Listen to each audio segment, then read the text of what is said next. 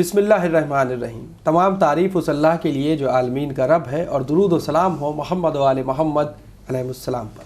नाज़रीन इकराम, सलामुन अलैकुम। मैं हूँ हसन आसिफ, एक बार फिर से आपके सामने मौजूद हूँ अपने ख़ास स्पेशल प्रोग्राम इस्लाम और सहाबा के उन्वान के साथ। नाज़रीन, जैसा कि आपको मालूम है, ये हमारा ख़ास कर जो एपिसोड्स हैं, ये हमारा तीसरा एपिसोड है। हमारी मुसलसल बात चल रही है सहाबा के सिलसिले से। जैसा कि पिछले एपिसोड में मौलाना फैज़ अब्बास साहब ने ज़िक्र किया जनाब खतीजा सलामुल्लाह अलैहा के सिलसिले से कि आप सबसे पहले सहाबी थीं, और जहाँ मौला अली की बात आई, वहीं एक दूसरा पहलू था जनाब अबू तालिब अलैहिस्सलाम का। बहुत ही इंटरेस्टिंग एपिसोड रहा, और जिस तरीक़े से जो एक मर्तबा है जनाब अबू तालिब अलैहिस्सलाम का, वो भी आपने बयान फरमाया। तो आइए अपने इस एपिसोड की शुरुआत करते हैं, और बिना ताख़ीर हम इस एपिसोड को शुरू करते हैं। और सबसे पहले इस्तक़बाल करते हैं मौलाना फैज़ अब्बास साहब का, जो इस वक्त हमारे साथ स्टूडियो में मौजूद है। आगा सलाम अलैकुम। वालेकुम अस्सलाम वरहमतुल्लाहि वबरकातुहू। इसमें हमारा जो सवाल रहेगा कि अगर देखा जाए कि एक तरफ तो सहाबी के जो डेफिनेशन थी वो भी आपने बता दी कि सहाबा या सहाबी किसे कहते हैं, और दूसरी तरफ हम देखें कि सहाबा की जो अदालत है, हम चाहेंगे उस पर थोड़ी रोशनी डालें, क्योंकि ये कहा जाता है जो रसूल इस्लाम सल्लल्लाहु अलैहि वसल्लम को देख ले या उनके साथ बैठ जाए, क्या उसके अंदर अदल बाकी रहा या वो आदिल है। हम चाहेंगे कि इस मेयार के सिलसिले से नाज़रीन को थोड़ा कुछ बताएं और इस पर रोशनी डालें। अऊज़ु बिल्लाहि मिनश शैतानिर रजीम। बिस्मिल्लाहिर्रहमानिर्रहीम। अल्हम्दु लिअहलिही वस्सलातु अला अहलिहा। सहाबियत को जितना भी हम दर्जा देना चाहें, और देना भी चाहिए यकीनन, वाकई माना में जो सहाबी है वो काबिल फ़ख्र भी है और काबिल एहतराम भी। मुसलमान के ऊपर ये वाजिब है कि वो हकीकी सहाबी की तारीफ़, न सिर्फ ये कि तारीफ़ करे, बल्कि उनका एहतराम करे और उनको हकीकी माना में पैगंबर का पैरो समझते हुए उनकी इत्तिबा भी करे। ये इसमें कोई शक नहीं है। बहुत अच्छी बात। लेकिन क्या पैगंबर के तमाम सहाबा आदिल हैं? बिल्कुल उसी तरह से जैसे नबी आदिल होता है। अदालत सहाबा मुसलमानों के अकायद की किताबों में एक ख़ास चैप्टर देखने को मिलता है कि आम तौर पर जो मुसलमान हैं वो सहाबा की अदालत के कायल हैं। और मुझे बड़ा ताज्जुब होता है उस वक्त कि जब मैं इन्हीं मुसलमानों के अकायद को तलाश करता हूँ, तो मुझे नज़र ये आता है कि जब बात अल्लाह की आती है तो ये उसको आदिल नहीं तस्लीम करते, लेकिन बात जब सहाबियत की आती है तो कहते हैं तमाम सहाबा आदिल हैं। तो ये दोहरा मेयार कैसे? अल्लाह तो आदिल नहीं है लेकिन सहाबा आदिल हैं। जबकि हमारे यहाँ बुनियादी, हमारे से मुराद यानी मकतब अहले तशय्यो में अल्लाह की तौहीद के बाद दूसरा अक़ीदा ही यह है कि परवरदिगार आदिल है।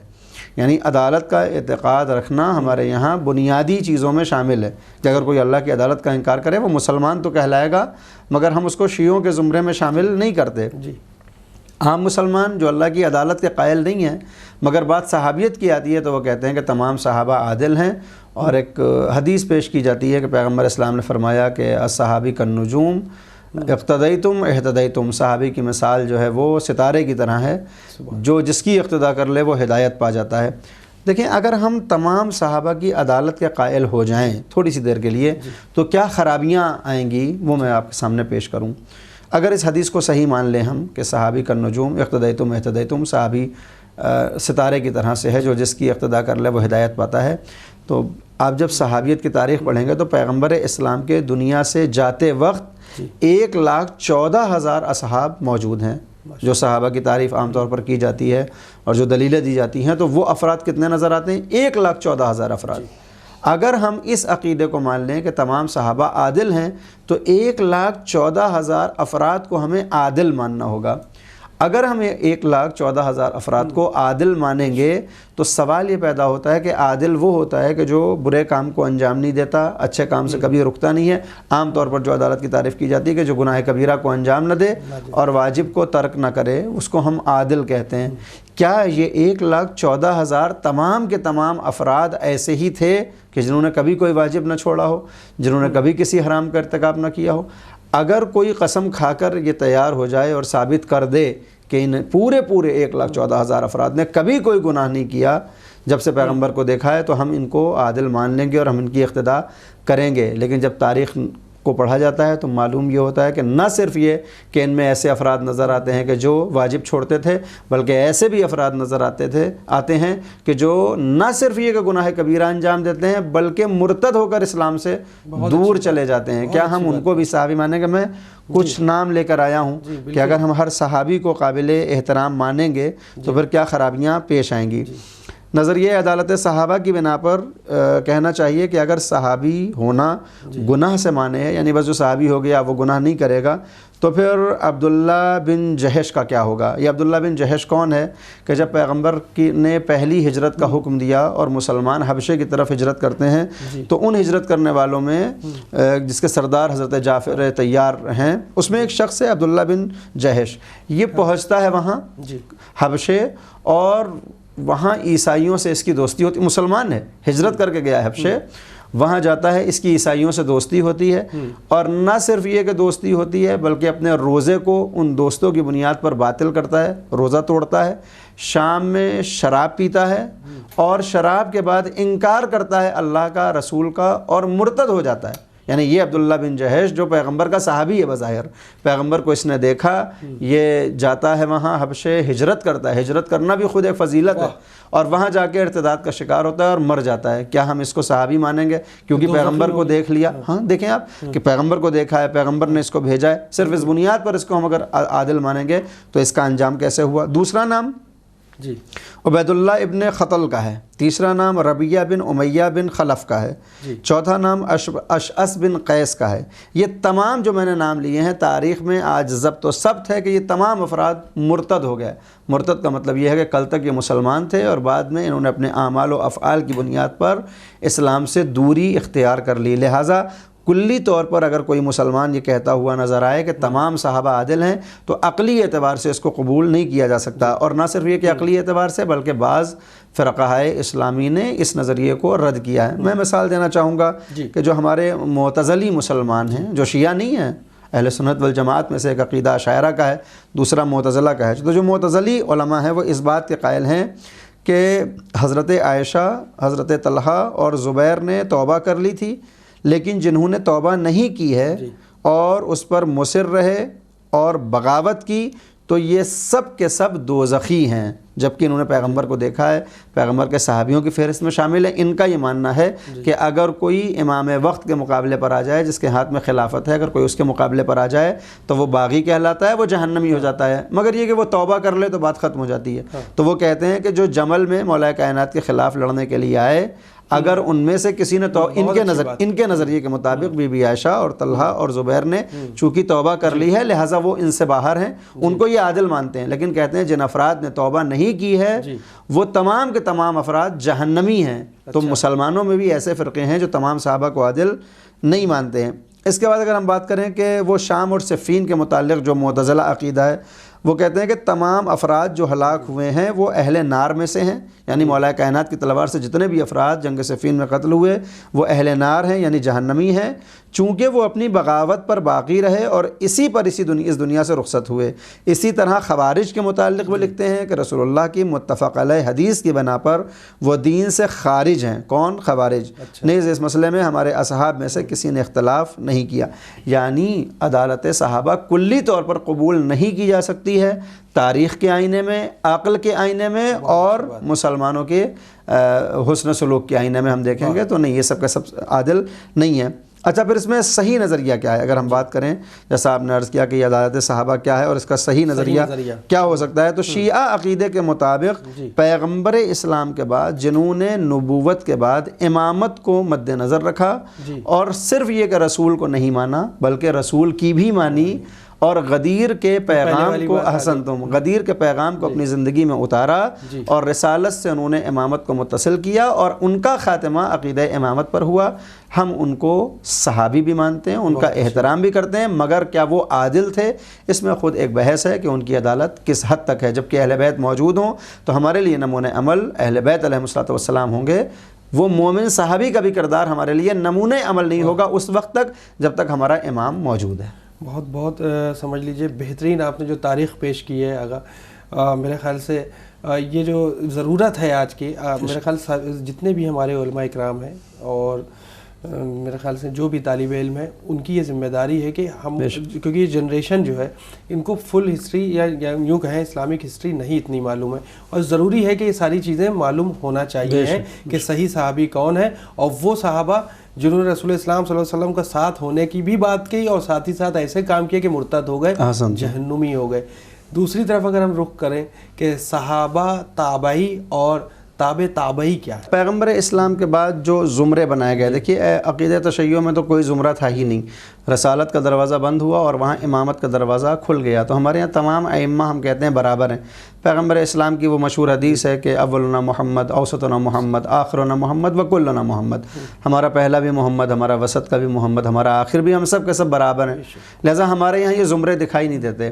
لیکن جو افراد اہل بیت کے مقابلے میں صحابیت کو پیش کرتے ہیں کہ پیغمبر کے بعد ہم اہل بیت سے دین کو حاصل نہیں کریں گے بلکہ صحابہ سے حاصل کریں گے، تو وہاں بھی چونکہ سب کو برابری نہیں دی جا سکتی، تو 3 زمرے بنائے گئے۔ صحابی اس کو کہا گیا جس نے پیغمبر کو دیکھا ہو اور الگ الگ فرقوں کے اعتبار سے الگ الگ تعریف کے، صرف دیکھنا کافی ہے یا دیکھنے کے بعد پیغمبر سے کچھ سیکھا بھی ہو، یا پیغمبر سے سیکھنے کے ساتھ کچھ برس اس نے پیغمبر کے ساتھ گزارے ہوں، یا ایک تعریف کی گئی کہ ساتھ میں وقت بھی گزارا ہو، جنگ بھی کی ہو، ایک تعریف بیان کی گئی کہ نہیں جنگ کے ساتھ ساتھ اس کا خاتمہ خیر پہ ہوا ہو۔ تو الگ الگ تعریف ہیں الگ الگ فرقوں میں۔ تو وہ کہتے ہیں جنہوں نے یہ کیا، جو صحابی کی فہرست میں شامل ہو گئے، ہم ان کو صحابی کہتے ہیں۔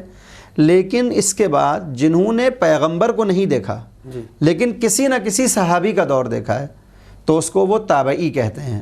یعنی مثال کے طور پر زید نے پیغمبر کو دیکھا اور ان شرطوں کے مطابق زید صحابی کہلائے گا، پیغمبر اس دنیا سے چلے گئے، پھر اس کے بعد عمر نے پیغمبر کو نہیں دیکھا لیکن عمر نے زید کو دیکھا، یعنی اس نے صحابی کو دیکھا ہے، تو اس کو وہ تابعی کہتے ہیں۔ اور پھر تیسرا زمرہ یہ ہوتا ہے کہ ایک تیسرے شخص نے نہ پیغمبر کو دیکھا کہ وہ صحابی کہا جائے، نہ پیغمبر کے دیکھنے والے کو دیکھا کہ تابعی کہلائے، بلکہ اس نے دیکھا ہے تابعی کا زمانہ، پیغمبر کو نہیں دیکھا، صحابی کو نہیں دیکھا، اس نے تابعی کو دیکھا ہے، وہ تابعی کہلاتا ہے۔ تھوڑا گنجلک ہو گیا، میں اور واضح کر دوں، پیغمبر کو جو دیکھے عام، جو میں یہ نہیں کہہ رہا ہوں کہ یہ میرا عقیدہ ہے یا میں کوئی مکتب تشیع کی طرف سے نمائندگی کر کے اس تعریف کو نہیں بیان کر رہا ہوں، میں عام نظریہ پہ پیش کر رہا ہوں کہ جو عام نظریہ مسلمانوں کا ہے کہ جو پیغمبر کو دیکھے خاتمہ خیر پر ہو اس کا، بعض شرطوں میں، وہ صحابی ہے۔ جس نے صحابی کو دیکھا ہو وہ تابعی ہے، جس نے تابعی کو دیکھا ہو وہ تابعی ہے۔ یہ فہرست ہے۔ لہٰذا بہت سے افراد یزید کو ان لوگوں میں شامل کرنے کے لیے یہ ساری تعریفیں پیش کرتے ہیں کہ وہ صحابی تو نہیں تھا صاحب لیکن اس نے پیغمبر کے صحابہ کو دیکھا ہے، لہٰذا وہ تابعی ہے اور اس کا بھی احترام لازم ہے۔ یہ تمام چیزیں، یہ دریچے بنائے جاتے ہیں، کھڑکیاں بنائی جاتی ہیں، کچھ غیر محترم افراد کو محترم بنانے کے لیے ایک نئی ٹرمنالوجی لائی جاتی ہے تاکہ ان کو بھی احترام دیا جا سکے۔ لیکن جو اللہ کی طرف سے لعنت اللہ ہو، آپ اسے کوئی بھی ٹائٹل دے دیجئے، وہ لعنت اللہ ہی رہے گا۔ یعنی یہاں پہ ہم یوں کہہ سکتے ہیں کہ ہمارا امام علی ابن ابی طالب علیہ السلام ہی ہے، وہی ہے، وہی رہے گا، اور باقی جو ان کے نمائندے ہیں جو ان کے انڈر میں کام کر رہے ہیں یا جن کو ہم علماء بھی کہہ سکتے ہیں، ذاکرین بھی کہہ سکتے ہیں، طالب علم بھی کہہ سکتے ہیں، ہم مانتے علی کی ہیں اور اسی پر ایمان رکھتے ہیں، لیکن جو ہم تک چیزوں کو پہنچا رہا ہے یا جو نائب امام ہیں ان کی ذمہ داری ہے کہ اب وہ صحیح بات پہنچا رہے ہیں کہ غلط بات پہنچا رہے ہیں۔ کہیں ایسا نہ ہو کہ غلط بات پہنچانے والوں پر بھی ہمارا ایمان ہو جائے اور ہم بھی مرتد ہو جائیں، استغفر اللہ۔ تو ہم کو یہ بھی دھیان رکھنا ہوگا۔ اگر ہمارا آپ نے جہاں تک صحابی، تابعی، تابع اور تابعی کے بارے میں جو بتایا وہ ماشاءاللہ یہ سمجھ لیجئے بہت ہی عمدہ اور بہت ہی اچھی آپ نے بات بتائی جو ہمارے ناظرین کو سمجھ میں آ جائے۔ بس میں یہ دست بستہ ہاتھ جوڑ کر گزارش کروں گا کہ ہمیں صحیح پر ایمان رکھنا ہے۔ اگر ہمارے اسلام اور ان کے مکتب اہل بیت پر اگر کوئی ہے تو وہ دنیا اور آخرت میں کامیاب ہوگا۔ خدا سے یہی دعا بھی کرنا چاہیے کہ ہمیں زیارت معصومین علیہ السلام میں جو سب سے پہلی کڑی امام علی ابن ابی طالب علیہ السلام ان کے قبر میں زیارت ہو۔ باقی ہم اور آپ یا جو بھی اس دنیا میں ہیں وہ سب کے سب معصومین علیہ السلام کے چاہنے والوں میں سے ہی ہیں۔